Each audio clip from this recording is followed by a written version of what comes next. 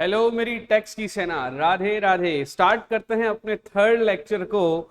अभी income tax में हम लोगों ने दो लेक्चर कंप्लीट कर लिए हैं। अभी अपना थर्ड लेक्चर है। आप थर्ड लेक्चर देखना शुरू करोगे उसके लिए पहले जरूरी है कि lecture number 1 and lecture number 2 आप जरूर से देखिए। अगर आप लेक्चर नंबर 1 और 2 नहीं देख पा रहे हैं तो थर्ड आपको कम समझ में आएगा या फिर नहीं समझ में आएगा। इनकम टैक्स में हमने पहले समझा था कि इनकम टैक्स का सिलेबस क्या होता है। फर्स्ट लेक्चर का क्रक्स था। सेकंड लेक्चर का क्रक्स था कि इनकम टैक्स में क्या क्या पढ़ना है, टैक्स वर्सेस लॉ क्या होता है। टैक्स में भी डेफिनेशंस पार्ट हमने पढ़ी थी। सेक्शन 2 से रिलेटेड एसएससी की डेफिनेशन पढ़ी थी, असेसमेंट ईयर की डेफिनेशन पढ़ी थी, प्रीवियस ईयर की डेफिनेशन पढ़ी थी, एक्सेप्शन पढ़े थे assessment year and previous year के। फिर इनकम क्या होता है पढ़ा, और साथ में हमने इंडिया की डेफिनेशन पढ़ी। और जो सबसे मेन और इंपॉर्टेंट डेफिनेशन पढ़ी वो थी पर्सन की डेफिनेशन। इसके बाद हम अपनी बातों को शुरू करते हैं ग्रॉस टोटल इनकम के नाम पे। कैसे शुरू कर रहे हैं? ग्रॉस टोटल इनकम के नाम पे। जब हम इनकम टैक्स के पांचों हेड को पढ़ लेंगे तो हेड के नाम रहेंगे salary, house property, profit and gains from business profession, capital gain and income from other sources. ये पांचों के पांचों हेड, जो पांचों के पांचों हेड है, इसको कहा जाता है, इसकी टोटल को कहा जाता है ग्रॉस टोटल इनकम। और ये हेड की टोटल इनकम जो कैलकुलेट करी जाती है वो करी जाती है सेक्शन 14 के तहत। समझने के लिए समझ लीजिए, हम लोग आगे बढ़ेंगे। ठीक है, तो सबसे पहला हमारा जो चैप्टर बन के क्रिएट होता है वो होता है रेजिडेंशियल स्टेटस। चैप्टर का क्या नाम रहेगा? Residential status. Residential status chapter हमें पढ़ना क्यों है? सबसे पहले इस चैप्टर को हमें पढ़ना क्यों है, मैं इसके लिए लिख रहा हूं रेजिडेंशियल स्टेटस। सोचिए एक बार, आप इंडिया के पर्सन हैं, इंडिया के सिटीजन हैं। ये आप कहां के सिटीजन हैं? इंडियन हैं। कोई दिक्कत ही नहीं है ना, इंडियन सिटीजन है। आप इंडिया में ही पैसे अर्न कर रहे हैं, कोई दिक्कत नहीं है। इंडियन सिटीजन इंडिया में पैसे अर्न कर रहा है तो टैक्स भी कहां लगेगा? इंडिया में लगेगा। क्वेश्चन तो तब अराइज होता है दोस्तों, क्वेश्चन तो तब अराइज होता है मेरे दोस्तों, जब कभी कोई पर्सन है तो इंडियन सिटीजन। अभी आजकल क्या है, एक नया नया दौर शुरू हो गया है। सब लोगों को ऐसा लगता है कि फॉरेन में जाके पैसे कमाएंगे डॉलर में, खर्चा करेंगे इंडियन रुपीज में।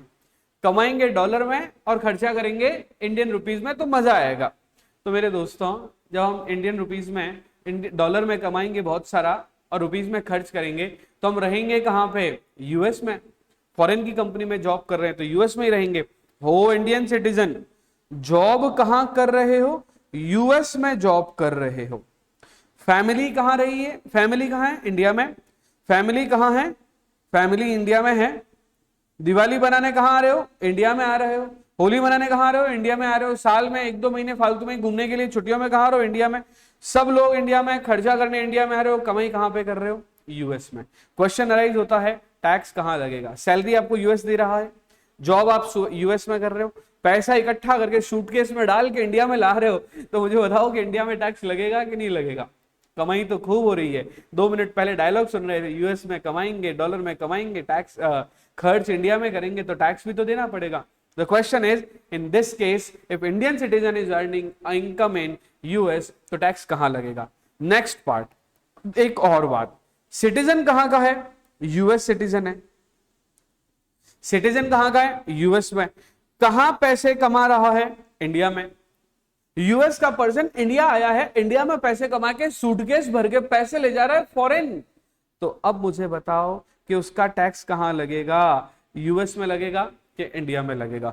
इस तरह के 50 तरह के सवाल आपके दिमाग में अगर आ रहे हैं तो ध्यान रहे, इसका जवाब आपको मिलेगा जिस चैप्टर में, उसका नाम है रेजिडेंशियल स्टेटस। अरे सर बताओ तो सर, इंडियन सिटीजन यूएस में कमा रहा है, मैं क्या बोल रहा हूं? इसका जवाब आपको कहां मिलेगा? रेजिडेंशियल स्टेटस चैप्टर में। तो आइए अपने first chapter that is residential status की शुरुआत करते हैं। अब ये है क्या रेजिडेंशियल स्टेटस, समझो। रेजिडेंशियल स्टेटस चैप्टर में आपको 2 पार्ट पढ़ने हैं।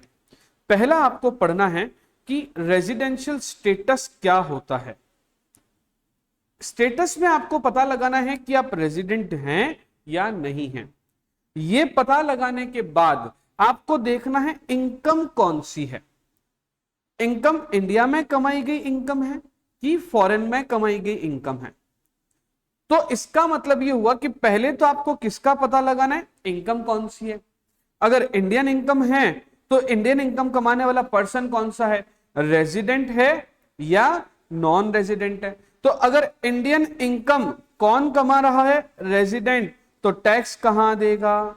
फॉरेन इनकम कौन कमा रहा है, नॉन रेजिडेंट, तो टैक्स कहां देगा। तो इन सब बातों के जवाब समझने के लिए हम चैप्टर स्टार्ट कर रहे हैं, residential status and it's income. तो इस चैप्टर का पूरा नाम अगर देखा जाए तो इसका पूरा नाम है रेजिडेंशियल स्टेटस एंड इनकम। हमें दो पार्ट में चैप्टर पढ़ना है। पहले पार्ट में पता लगाना है रेजिडेंशियल स्टेटस का, अगले पार्ट में हम पता लगाएंगे इनकम का। अब बात करते हैं कि रेजिडेंशियल स्टेटस क्या है। तो फ्रेंड्स, रेजिडेंशियल स्टेटस डिपेंड करता है on the basis of stay in India. अगर आपका इंडिया में स्टे कम है, ज्यादा है, तो स्टे के बेसिस पर हम लोग डिसाइड करते हैं। On the basis of stay what we decide is residential status. तो आइए समझते हैं रेजिडेंशियल स्टेटस को। ये जो लिखा हुआ है, करा हुआ है, इसको अपन बाद में देखेंगे। मैं यहां पे अलग से आपके लिए एक बोर्ड क्रिएट कर रहा हूं ताकि आपको पहले रॉ समझ में आए, फिर कंबाइंड समझाऊंगा। इन्होंने कहा कि रेजिडेंशियल स्टेटस हमें किसका पता लगाना है। तो सबसे पहले इस चैप्टर में हमें रेजिडेंशियल स्टेटस पता लगाना है इंडिविजुअल का। इंडिविजुअल का रेजिडेंशियल स्टेटस जब पता चल जाएगा तो हम लोग पता लगाएंगे एचयूएफ का, फिर हम पता लगाएंगे फर्म का, फिर रेजिडेंशियल स्टेटस कैलकुलेट करेंगे कंपनी का, फिर रेजिडेंशियल स्टेटस कैलकुलेट करेंगे अदर्स का। यानी कि इन सब का हमें पता लगाना है क्या, रेजिडेंशियल स्टेटस। जैसे ही हमें रेजिडेंशियल स्टेटस का इन सब का पता चल जाएगा, हम लोग पता लगाएंगे इनकम का, राइट। और इन दोनों के बेसिस पर हम डिसीजन लेंगे, इन दोनों के बेसिस पर हम डिसीजन लेंगे कि रेजिडेंट है या नहीं है। तो बढ़ते हैं अपनी बातों की तरफ, जिसमें मैं सबसे पहले बता रहा हूं that is residential status of individual. सबसे पहले मैं क्या बता रहा हूं, रेसिडेंशियल स्टेटस ऑफ इंडिविजुअल। तो करें शुरू। तो कुर्सी की पेटियां बांध लीजिए, अगेन भगवान को याद कीजिए, अपने परमात्मा को, अपने खुदा को, अपने थर्ड पावर को याद कीजिए कि अभी मेरा फर्स्ट चैप्टर का फर्स्ट पार्ट स्टार्ट हो रहा है। अगेन मुझे सपोर्ट कीजिए। देखो मेरी बात सुनो, मैं स्पिरिचुअलिटी में बहुत बिलीव करता हूं और मुझे लगता है कि कहीं ना कहीं एक थर्ड पावर हमारे आसपास है, जो जिसको हम बोलते हैं नेचर भी कहते हैं, हमारी प्रकृति भी बोलते हैं।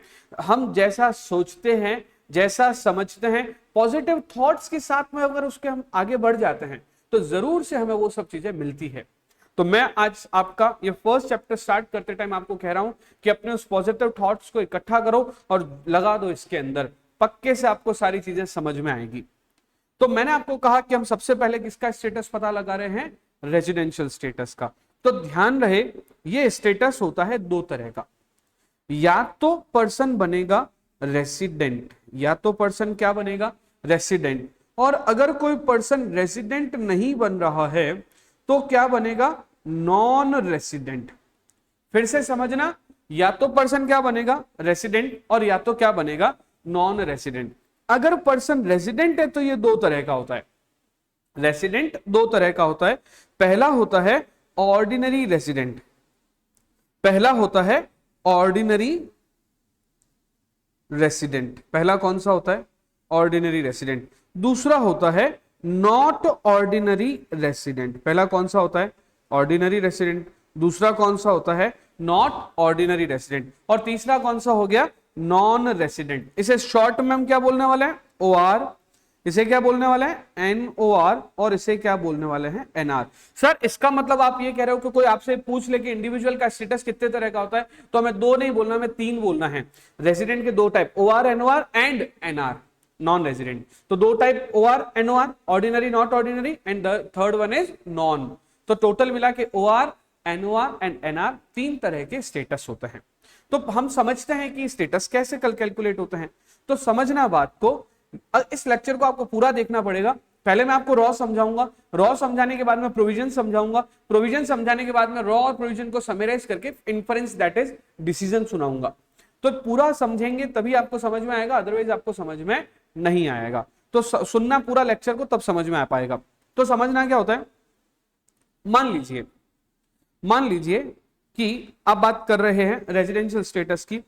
तो मैंने कहा कि पहले आपका क्या बना, देखो पहले हम क्या बनेंगे, रेजिडेंट बनेंगे या फिर क्या बनेंगे, नॉन रेजिडेंट। अगर रेजिडेंट बन गए तो हम क्या बनेंगे, या तो ओआर या एनओआर। आप रेजिडेंट बन के चुप हो जाओगे, ऐसा कभी नहीं होगा। रेजिडेंट के बाद आप फर्दर बनोगे, फर्दर या तो ओआर बनोगे या तो एनओआर बनेंगे।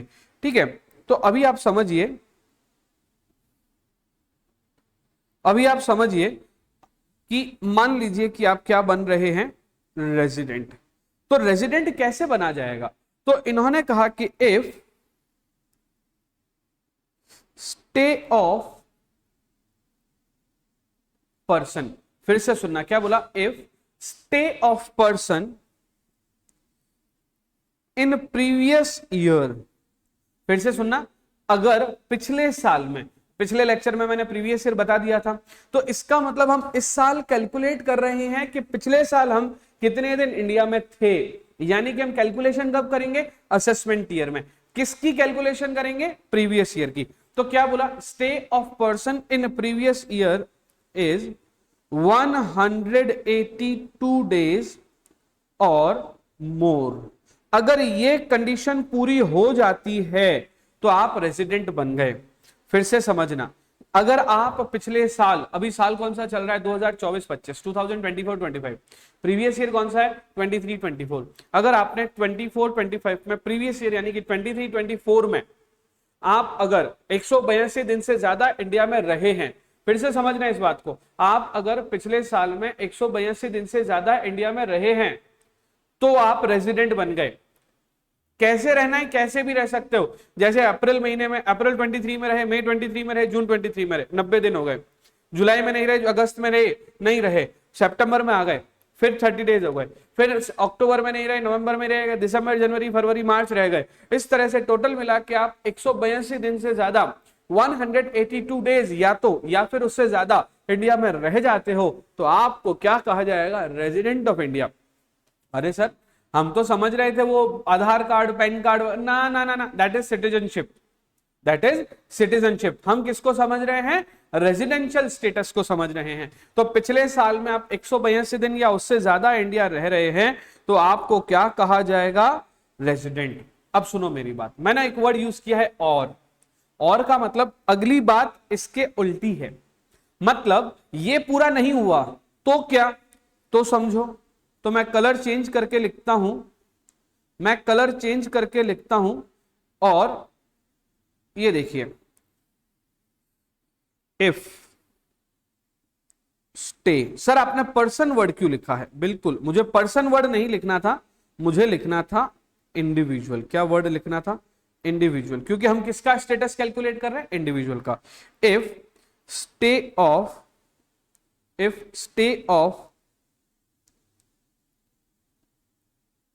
individual in previous year, अरे कलर चेंज हो गया रे, in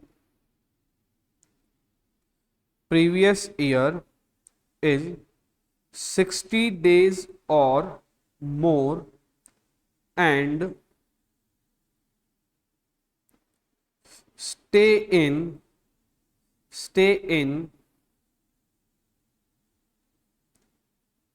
7 years, stay in 4 years preceding to previous year is 365 days or more। अरे सर ये तो बड़ी हो गई थोड़ी सी, हाँ ये थोड़ी सी बड़ी हो गई। तो सुनो मेरी बात, क्या कह रहा है ये कह रहा है कि इसका मतलब क्या हुआ, समझना कि अभी हमारा साल चल रहा है 2024-25, ठीक है। अब मैं इसको एक्सप्लेन करके बताता हूं। इसने बोला प्रीवियस ईयर यानी कि पिछले साल, तो 2024-25 असेसमेंट ईयर है, तो प्रीवियस ईयर क्या हो गया, ये अगर असेसमेंट ईयर है तो प्रीवियस ईयर क्या हो गया 23-24। 23-24 में मुझे इंडिया में कितने दिन रहना है 60 डेज एंड स्टे कितने दिन रुकना है 60 days and 4 years preceding to previous year, यानी कि पिछले साल के पिछले 4 सालों में जो हमारा प्रीवियस ईयर था उसके पिछले 4 सालों में, तो पिछले 4 साल कौन से हो गए 23-23, 21-22, 20-21 और 19-20। ये जो 4 साल है इसमें मुझे कितना रहना है 365 डेज।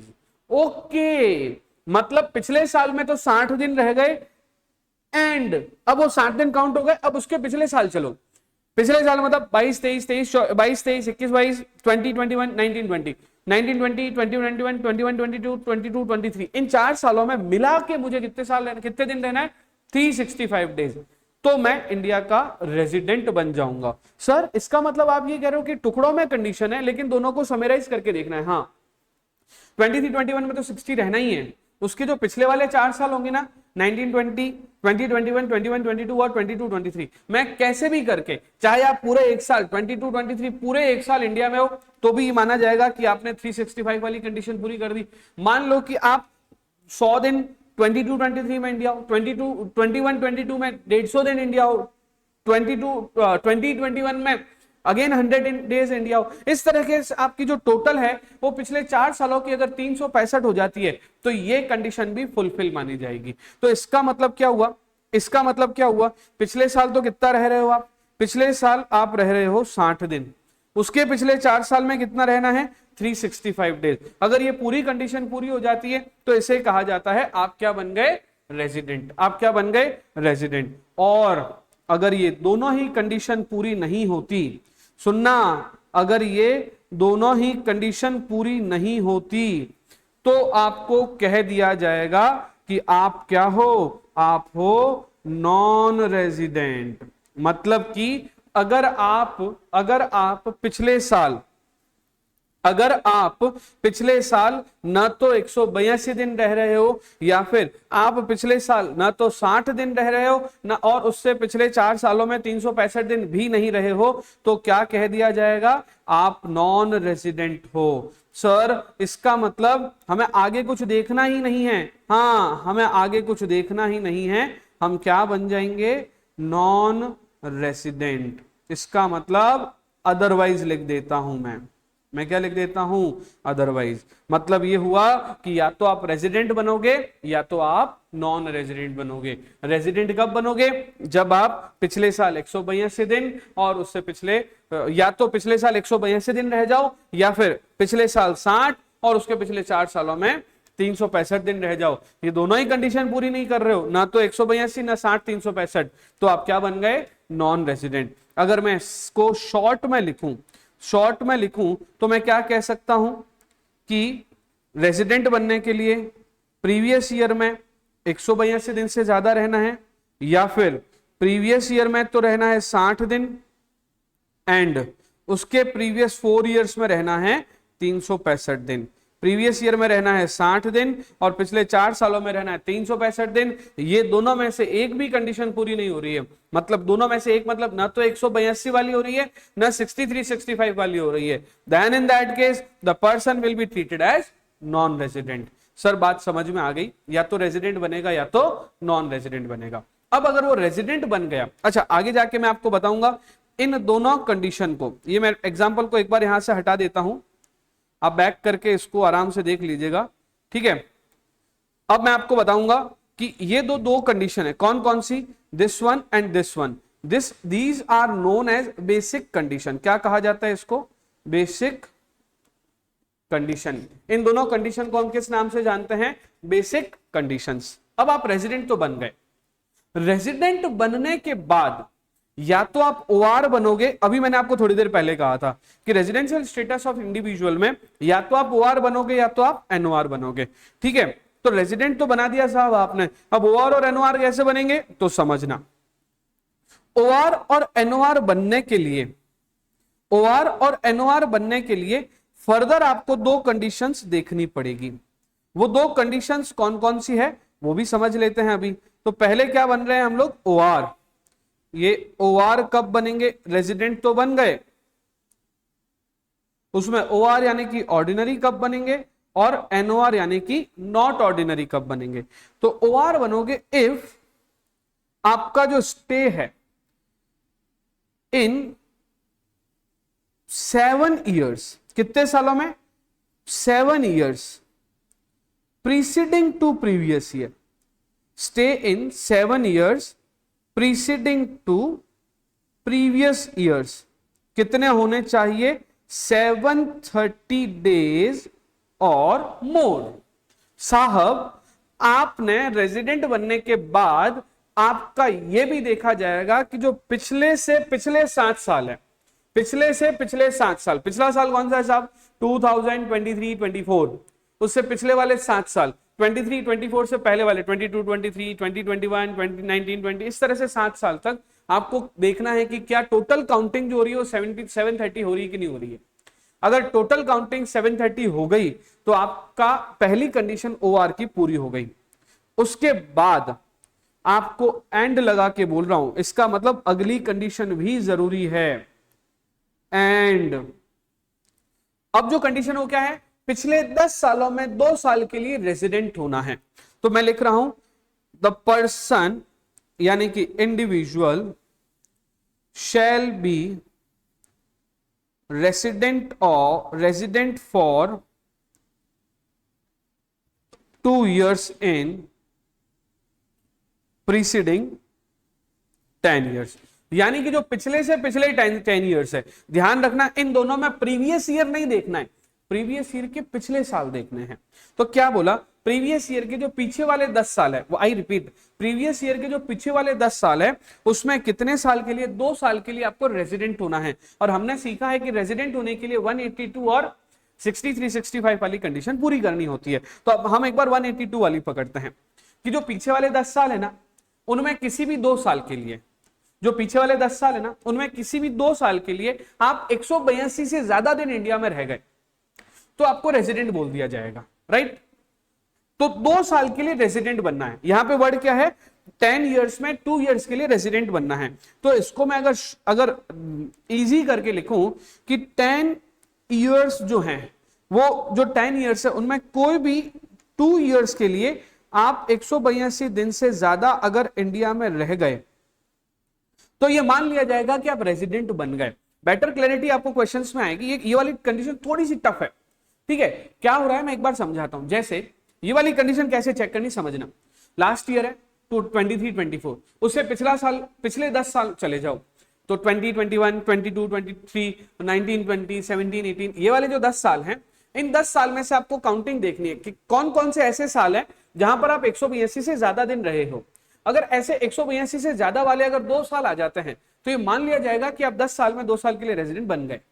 तो ये मान लिया जाएगा कि आप 10 साल में 2 साल के लिए रेजिडेंट बन गए। तो कहने का मतलब ये हुआ कि जो कंडीशन नंबर 2 है ओआर के लिए, वो ये है कि पिछले 10 सालों में किसी भी 2 साल ये चेक करना है कि आप 182 दिन से ज्यादा रहे हो। अगर आप 182 दिन से ज्यादा रहे हो 2 साल या उससे ज्यादा बार, तो ये आपकी सेकंड कंडीशन पूरी हो गई। तो आप पहले तो रेजिडेंट बन गए। रेजिडेंट बनने के बाद में आप या तो ऑर्डिनरी बनोगे या तो नॉट ऑर्डिनरी बनोगे। ऑर्डिनरी बनोगे अगर आप 7 सालों में 730 दिन के लिए हो इंडिया में, और 10 साल में 2 साल के लिए आप 182 दिन से ज्यादा इंडिया में हो। ये दोनों बातें पूरी हो गई तो आपको कहा जाएगा ओआर। और इन दोनों में से एक भी बात पूरी नहीं हुई या दोनों ही बातें पूरी नहीं हुई तो आपको कहा जाएगा एनओआर। सर इसका मतलब ये हुआ कि ये दोनों भी कंडीशंस हो गई। इन दोनों कंडीशंस को आप क्या नाम देंगे, इन दोनों कंडीशन को देंगे हम लोग एडिशनल कंडीशन। तो सर इसका मतलब आप शॉर्ट में क्या कहना चाह रहे हो, आप शॉर्ट में ये कहना चाह रहे हो कि कोई भी पर्सन रेजिडेंट तब बनेगा जब पिछले साल वो 182 से ज्यादा दिन रहा हो। पिछले साल वो 182 दिन से ज्यादा रहा हो तो रेजिडेंट बन गया। अब रेजिडेंट बनने के बाद अगर वो पिछले 7 सालों में, प्रीवियस ईयर से पिछले 7 सालों में 730 दिन की काउंटिंग को पूरा कर लेता है इंडिया में रहने की, तो एक कंडीशन पूरी हो गई। और पिछले 10 सालों में वो 182 दिन 2 बार ज्यादा रह जाता है, पिछले 10 सालों में किसी भी 2 साल 182 दिन से ज्यादा रह जाता है तो रेजिडेंट भी हो गया 2 साल के लिए। तो इसका मतलब वो रेजिडेंट तो था ही, और पिछले 10 सालों में 2 बार रेजिडेंट भी हो चुका है, और 7 सालों में 730 भी रह चुका है, इसलिए उसको हम लोग ओआर बोलेंगे। अगर मान लीजिए कोई पर्सन पिछले साल 182 दिन रह गया तो उसको रेजिडेंट तो बोल ही दिया, अब वो पिछले 7 सालों में 730 दिन इंडिया नहीं है तो उसको हम लोग एनओआर बोल देंगे। अच्छा, तो पहले तो बेसिक कंडीशन देखनी है, फिर हमें एडिशनल कंडीशन देखनी है। मैं आपको लेके चलता हूं आपके नोट्स में, ठीक है। आप नहीं, नोट्स में ले जाने से पहले मैं सोच रहा हूं कि एक क्वेश्चन आपको यहीं पे लिखवाता हूं, ठीक है। ये आपने नोट कर लिया होगा, नहीं किया होगा तो एक बार इसको रॉ करके नोट करो, रॉ, ठीक है। फिर फाइनल नोट्स तो आपके पास नहीं है, ये वाले बने हुए हैं और मेरे वाले भी हैं और आप खुद भी अलग से बनाओगे, तो पहले इसको रॉ करके नोट करा, इसके बाद इसको नोट करो, नोट किया, मैंने टाइम दिया ताकि आप पॉज करके नोट कर पाओ, डन। अब हम आगे बढ़ते हैं, हम एक क्वेश्चन लिखते हैं, ठीक है। बेटर क्लैरिटी के लिए हम एक क्वेश्चन लिखते हैं,